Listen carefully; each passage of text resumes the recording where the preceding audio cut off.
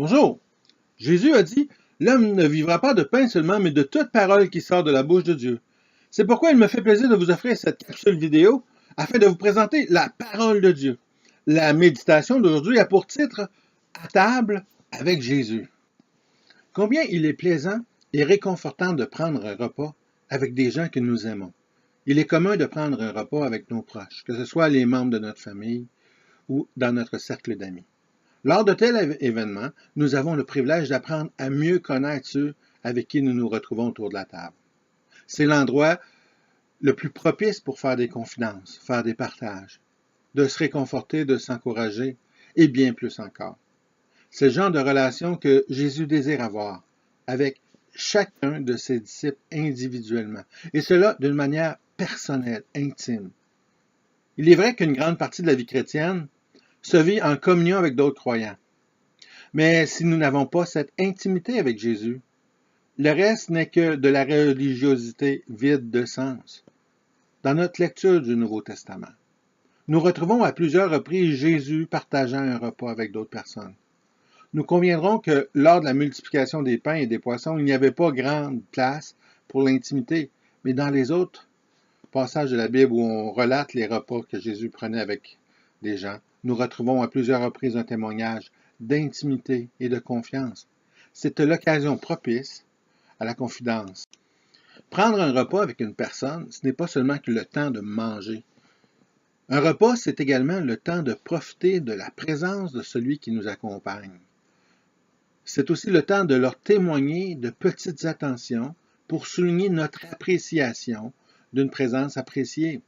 Marthe, dans l'Évangile de Jean, on la retrouve en train de démontrer son amour envers le Seigneur par le service, dans sa façon de servir le Seigneur, et également de ceux qui accompagnent le Seigneur.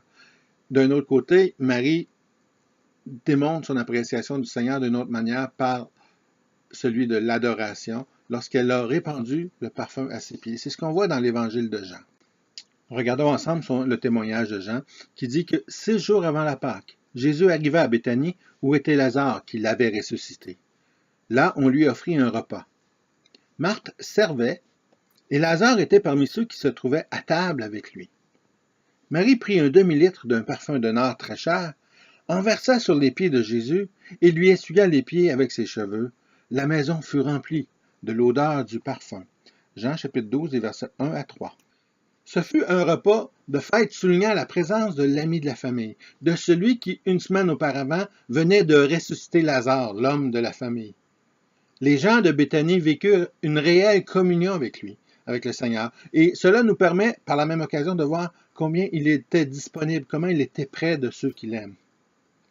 Avec Lazare, nous retrouvons la communion avec Dieu, la communion avec notre Seigneur. Il était, le texte le dit, on l'a lu ensemble, à table avec le Seigneur. Lazare venait de vivre une expérience incroyable. Il venait de ressusciter. Il venait de passer de la mort à la vie. C'est Jésus qui l'a ressuscité. Jésus qui s'identifiait comme étant la résurrection et la vie était présent à ses côtés. La communion, ce n'est pas le fait de prier seulement, de faire un monologue ou d'écouter un long sermon.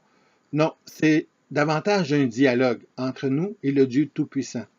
Nous avons le privilège de parler avec lui, lui faire part de nos états d'âme, de nos interrogations, de lui partager ce que nous pensons, ce que nous expérimentons.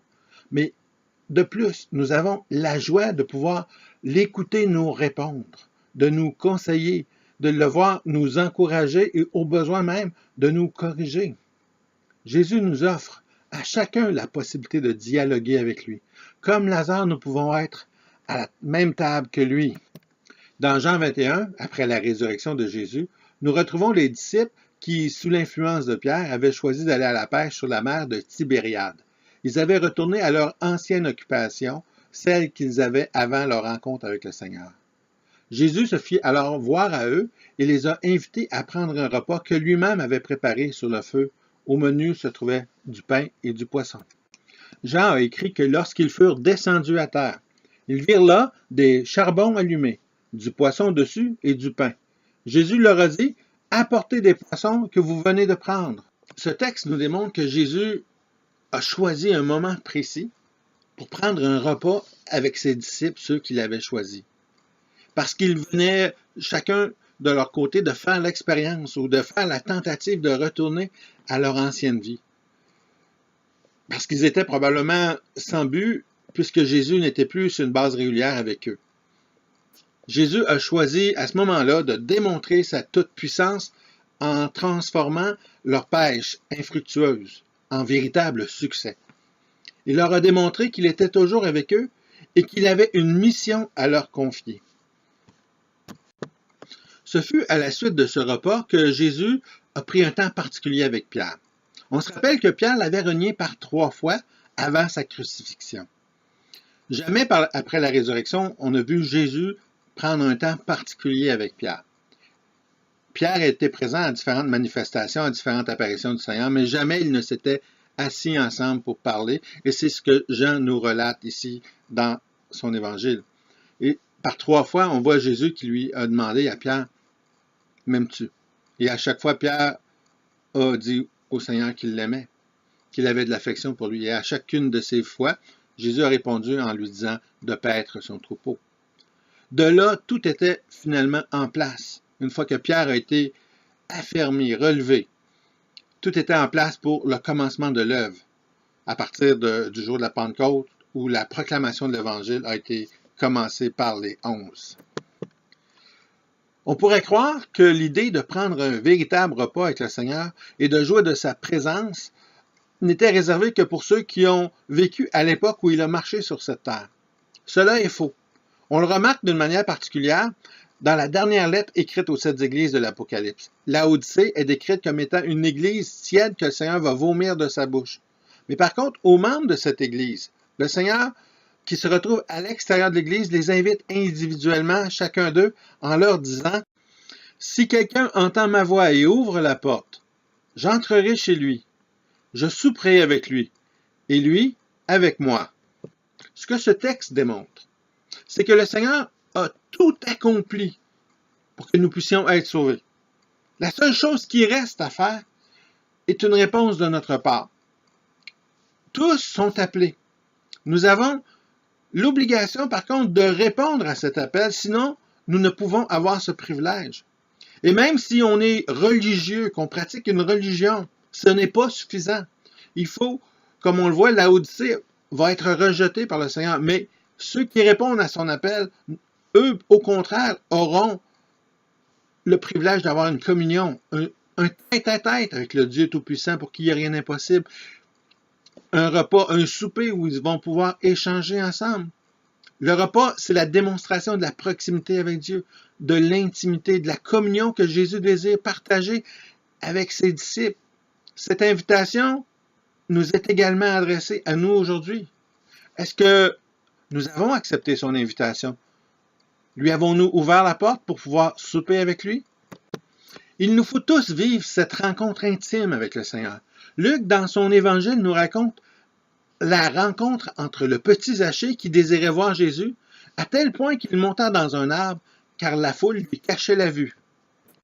Lorsque Jésus fut arrivé à cet endroit, il leva les yeux et lui dit, « Zachée, à toi de descendre, car il faut que je demeure aujourd'hui dans ta maison. » Luc, chapitre 19, verset 5.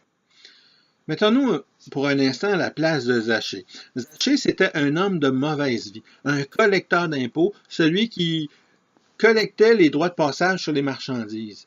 Les gens qu'il côtoyait à chaque jour ne l'aimaient pas, il était sous-estimé, très peu apprécié de ses concitoyens. Comment réagirais-tu lorsque Jésus te dit « Hâte-toi de descendre parce que je dois aller habiter dans ta maison ». Est-ce que tu serais porté à dire, à chercher un faux fuyant pour dire « Non, non, viens pas » ou es-tu prêt à le recevoir? Zachée s'est hâté de recevoir le Seigneur Jésus. Il l'a reçu avec joie et cette rencontre a transformé sa vie. Zachée, un homme, un voleur, un collecteur d'impôts qui abusait, qui profitait de son privilège, eh bien, lorsqu'il a rencontré le Seigneur, il s'est engagé devant lui en lui disant « Seigneur, je donne aux pauvres la moitié de mes biens. Et si j'ai fait du tort à quelqu'un, si j'ai fait tort de quelque chose à quelqu'un, je lui rends le quadruple, c'est-à-dire 4 fois plus. » Son cœur venait de changer. Pourquoi? Parce que le Seigneur Jésus est entré dans sa vie. Et qu'à partir de ce moment-là, il a commencé à comprendre la volonté de Dieu, les projets que Dieu a formés pour sa vie. Et que, voyant la grandeur de l'amour de Dieu pour lui, eh bien, il a voulu répondre à la volonté de Dieu en faisant le bien. Jésus a dit à Zachée qu'il devait demeurer aujourd'hui dans sa maison. Est-ce que Jésus habite dans ta maison? L'as-tu reçu? Pour que le salut s'opère dans ta vie, il faut recevoir Jésus. Il faut prendre le temps de se laisser enseigner par le Seigneur, car c'est uniquement par son nom que nous pouvons être sauvés. Pierre a témoigné publiquement en affirmant « Il n'y a de salut en aucun autre, car il n'y a sous le ciel aucun autre nom qui ait été donné parmi les hommes pour lequel nous devions être sauvés. » Acte 4, verset 12. C'est seulement par le moyen de Jésus que nous pouvons être sauvés. Et c'est lui qui nous appelle à être à la même table que nous. Il nous invite à nous asseoir dans sa présence. Et cela signifie de bénéficier de sa sagesse unique, d'avoir parmi nous le plus grand des conseillers attentifs à nos besoins. C'est de Jésus que parlait le prophète Ésaïe lorsqu'il a dit qu'un fils allait nous être donné et qu'on était pour l'appeler admirable, conseiller, Dieu puissant, Père éternel et Prince de la paix. Eh bien, c'est cette personne qui veut s'asseoir à la même table que toi. Que fais-tu de Jésus? Nous avons tous les avantages à être en sa présence. Lorsqu'il nous appelle, ouvrons-lui grandement la porte de nos vies et recevons-le à notre table.